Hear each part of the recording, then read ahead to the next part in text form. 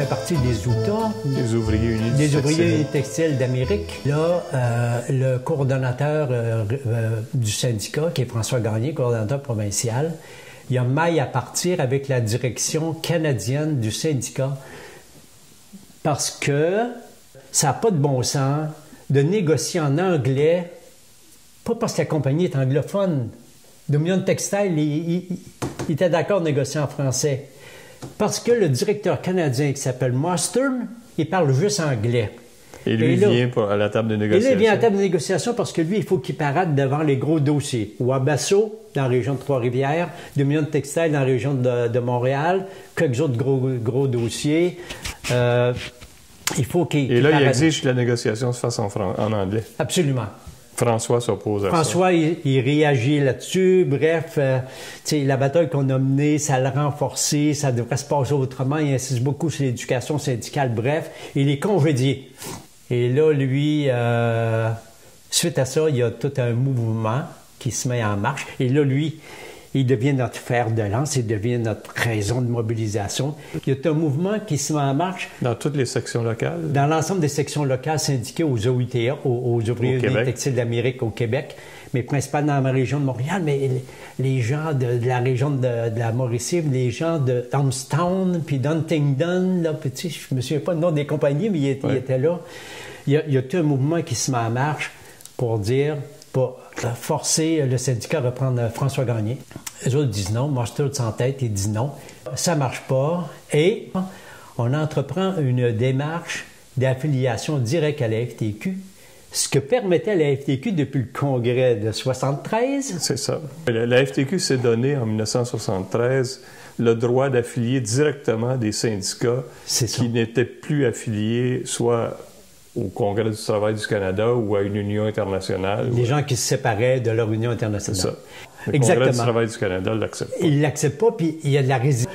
On devient comme les instigateurs de cette structure-là, qui n'aura pas fait d'eau petit, mais qui aura été salutaire pour nous. Mais est-ce que la plupart des syndicats locaux des UTA se rallient à ce mouvement-là? Oui, la plupart. Donc, il y a une majorité.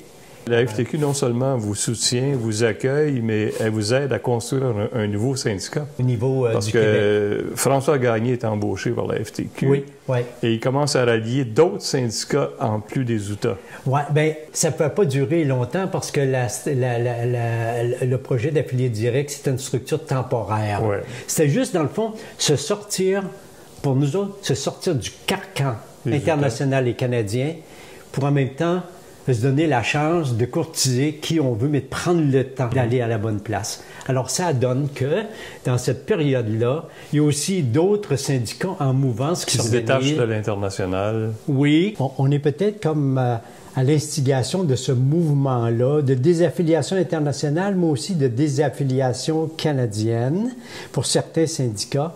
Et nous, on se joint à 2 syndicats canadiens et c'est comme le début d'un mouvement qui va conduire jusqu'à la formation du plus grand syndicat industriel qui est Unifor aujourd'hui.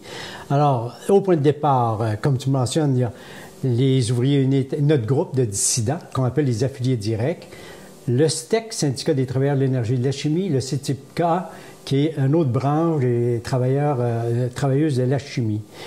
Un peu de temps après, il y a formation du CEP, Syndicat canadien de l'énergie et du papier, et se joignent dans ce mouvement-là, syndicat, à ma connaissance, syndicat du papier, un syndicat des communications, puis un syndicat de l'imprimerie. Le STCC et le SQUIC, syndicat d'imprimerie, qui en passant a des racines peut-être les plus lointaines le mouvement de la FTQ. L'Union typographique Jacques Cartier, un vieux syndicat des typographes. Les années 1880 aux États-Unis et ici au Québec.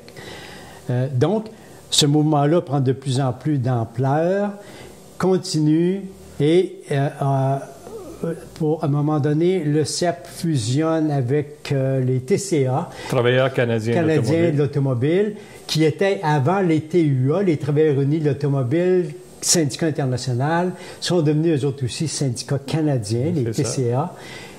Et là, ça devient... Peut-être d'autres sont rajoutés en cours de route, mais ça devient de loin le plus grand syndicat industriel au pays Et ça s'appelle Unifor. Oui. Donc, votre petit groupe, en se détachant des Utah, ne pouvait pas imaginer un jour qu'il donnerait lieu à toutes ces fusions et finalement pour arriver avec la plus grande organisation syndicale canadienne dans le secteur privé. Oui, et là, ça me fait penser, moi, je ne suis pas financier pour 2 cents, mais il me semble qu'on devrait avoir des redevances là-dessus. Hein? C'est ça.